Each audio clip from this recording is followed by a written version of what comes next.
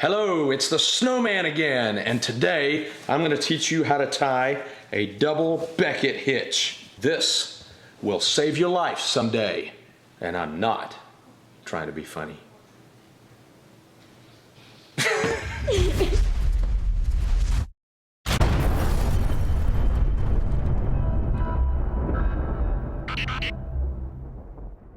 I used to work on a shrimp boat, and I learned a lot about knots. A knot is something you tie in a rope on itself. This is a bowline. This is a knot. When you join two ropes together, two separate ropes, you use bends. When you tie a rope to an object, like an anchor or a cleat, that's generally called a hitch, with the exception of the anchor bend. That's actually a hitch because it's attached to an anchor, but it's called a bend. I'm not sure why. I don't have actually formal training like Ashley's. I just have my experience as a shrimp fisherman. So if you know the answer, feel free to comment, okay? We welcome all knowledgeable input and some ignorant input too if it's funny. So here's your double Becket hitch, also known as a double Becket bend, also known as a double sheet bend. I'm just going to call it a double Becket hitch. What makes a knot a good knot is not merely the fact that it holds, but the fact that it's easy to untie, because it keeps you from having to cut rope and waste it or waste a lot of time. What makes this so practical to untie it, all you have to do is pull this loop down and pull the standing part of the rope up, and the working end comes right out.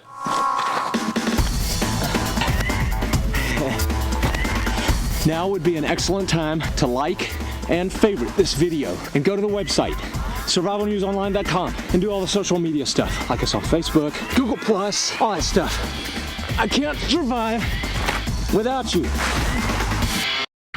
Here's the application. You're out in the wilderness and you have a poncho with grommets in it, or a tarp or a canvas, and you want to tie the tarp down to make a shelter, and you're going to use paracord to tie it to the grommets. The next day you go back to untie it, and you got this knot that's hard to untie, and you wind up cutting off a little piece of it because you can't untie it, or you waste 5 minutes at each grommet trying to untie this knot. That's a waste of time. You don't want to do it that way. What you want is a quick and easy way to tie and untie your tarp. We have here an old canvas army tent, and I've put some loops in it just by running a piece of rope and tying off some stop knots, and I've got this loop in the grommet. Now what that allows me to do is tie this tent down wherever I need to very quickly and easily. The double Becket hitch is very useful for tying a thin rope to a thicker one. And what I do is I get a piece of paracord, and I got my corner of my tent, and I'm going to tie off the other end of this paracord to a stake or a tree branch or some such thing. Loop, paracord, up through the loop, coil around once, coil around twice, pull the standing part of the rope, pull it tight, plenty tight, tight as you want. No matter how tight you pull it, when it comes time to untie, all you have to do is push this loop down, pull out a little bit of the standing part, and you can uncoil the working end, no problem. Slides right out, just like butter, and you can use it another day. The double Becket hitch, why is it either a hitch or a bend? Well, bends are when you tie a rope to another rope. A hitch generally is when you tie a rope to an object like a cleat or a post.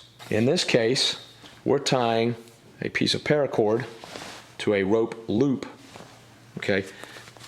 And so technically that would be a bend, but a lot of people call it a hitch because really this loop simply forms a part of the object that you're tying down.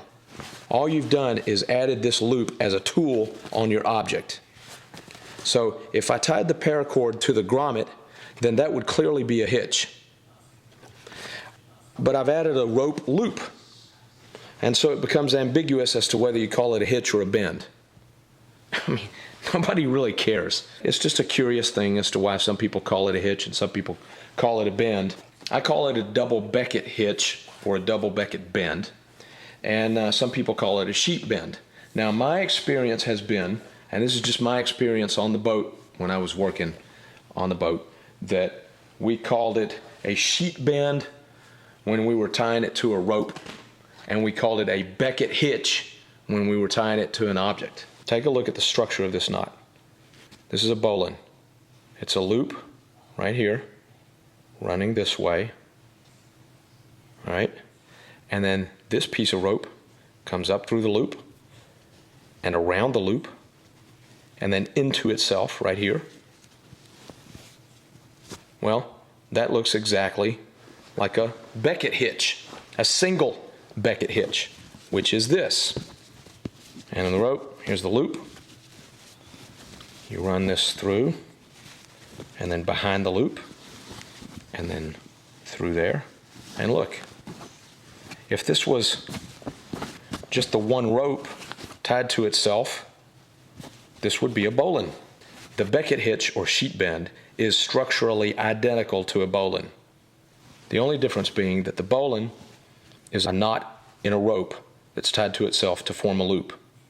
All right, so I've got this loop now that I tied with a bowline, and now I'm tying a Becket hitch or a Becket bend.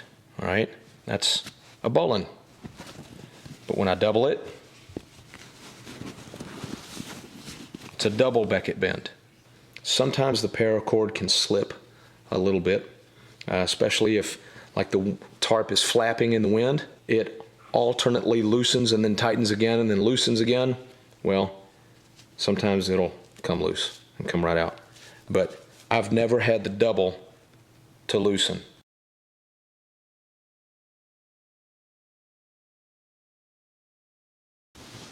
Got your loop. Put the working end up from the bottom of the loop up through the loop. Give yourself plenty of play. Work the loop behind.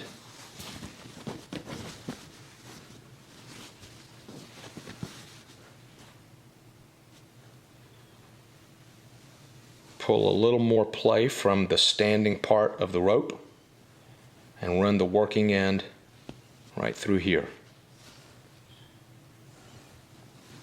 And then double it.